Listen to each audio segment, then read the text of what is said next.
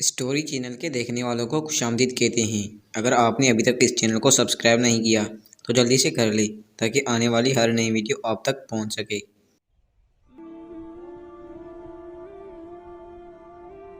جب ایمن کی شادی ہوئی تو اپنے شوہر کے ساتھ بہت خوش تھی۔ دن بھر اس کا شوہر کام کرتا اور رات کو اپنی تھکن اتارتا۔ ایمن کو اپنا شوہر شکل و صورت کے لحاظ سے تو کچھ اتنا خاص نہیں لگتا تھا، لیکن اس کو اپنے شوہر کی یہ عادت بہت اچھی لگتی تھی کہ وہ شام کو گھر آ کر اسے مکمل وقت دیتا تھا۔ کبھی کبھار اگر بعض اوقات ایمن اپنے شوہر کے آنے سے پہلے سو جاتی تو اس کا شوہر اس کو کافی دیر تک دیکھتا اور پھر اس کے چہرے پر محبت بھرا ہاتھ پھیرتا اور مسکراتا۔ ایمن جاگ جاتی اور پھر اپنے شوہر کی خدمت کرتی۔ شادی کا 1 سال ایسے ہی گزر گیا اور پتہ ہی نہ چلا، لیکن پھر ایمن کے شوہر کا دوسرے شہر میں تبادلہ کر دیا گیا۔ ایمن کو یہ بات ہرگز پسند نہ آئی۔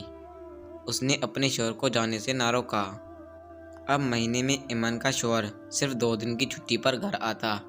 پہلے دن وہ ایمن سے کہتا، میں بہت تھکا ہوا ہوں، مجھے سونے دو، اور دوسرا دن وہ یہ کہہ کر ٹال دیتا، صبح میں نے جانا ہے، مجھے اپنے سامان کی تیاری کرنے دو۔ کچھ ماہ ایمن نے یہ برداشت کیا، لیکن آخر کب تک وہ یہ سب برداشت کرتی؟ شادی کو ابھی 1 سال ہی تو گزرا تھا۔ اسے اپنا خالی بستر کاٹنے کو دوڑتا تھا۔ وہ اپنے شوہر سے اس بارے میں کوئی بات نہیں کرتی، اندر ہی اندر سوچتی رکھتی، آخر میرا کیا قصور ہے؟ جب بھی دروازے پر گھنٹی بجتی وہ یہی سمجھتی میرا شوہر واپس لوٹ آیا ہے، لیکن جب وہ دروازہ کھولتی اور اسے وہاں نہ پاتی تو اسے بہت دکھ ہوتا۔ وہ ذہنی مریض بن چکی تھی۔ ایسے ہی ایک روز دوپہر کے وقت دروازے پر دستک ہوئی۔ ایمن نے پوچھا، کون ہے؟ ایک جوان عمر فقیر نے صدا لگائی، مجھے کھانے کے لیے کچھ دو۔ ایمن نے دروازہ کھولا اور اسے اپنے بستر پر لے گئی۔ کافی وقت گزر جانے کے بعد ایمن خود بے ہوش ہو گئی۔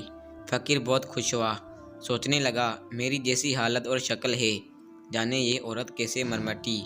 خیر وہ سمجھ گیا ایسے واقعات حادثی طور پر ہوتے رہتے ہیں۔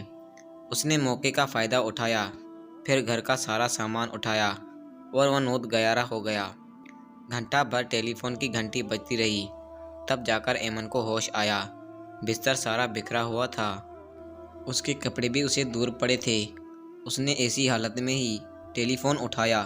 ہیلو، ہاں ایمن، کمپنی نے پھر سے میرا تبادلہ اپنے شہر میں کر دیا ہے، کچھ دیر میں گھر پہنچ جاؤں گا۔ ایمن نے جب وہ فون کال سنی تو سکتے میں ہی رہ گئی۔ اب سے کچھ دیر پہلے وہ جس مرد کے ساتھ تھی اللہ جانے وہ کون تھا۔ ایمن جلدی سے بستر سے اتری، کپڑے پہنے۔ جب کمرے سے باہر نکلی تو کیا دیکھتی ہے، گھر کی بہت سی قیمتی چیزیں موجود نہ تھیں۔ اس سے پہلے وہ کچھ بہانہ سوچتی، دروازے کی گھنٹی بجی۔ دروازے پر اس کا شوہر تھا۔ وہ یہ سب دیکھ کر پوچھنے لگا، یہاں سب کیا ہوا؟ تو ایمن معصوم سی شکل بنا کے بولی، تم گھر نہیں تھے، اس لیے چور گھر کا سارا سامان چرا کر لے گئے۔ معصوم شوہر بیوی کی باتوں میں آ گیا۔ حقیقت تو ایمن ہی جانتی تھی کہ کیسے ہوا اور اس نے کیا کیا۔ اس دن کے بعد سے ایمن اپنے شوہر سے بھی دوری اختیار کرنے لگی۔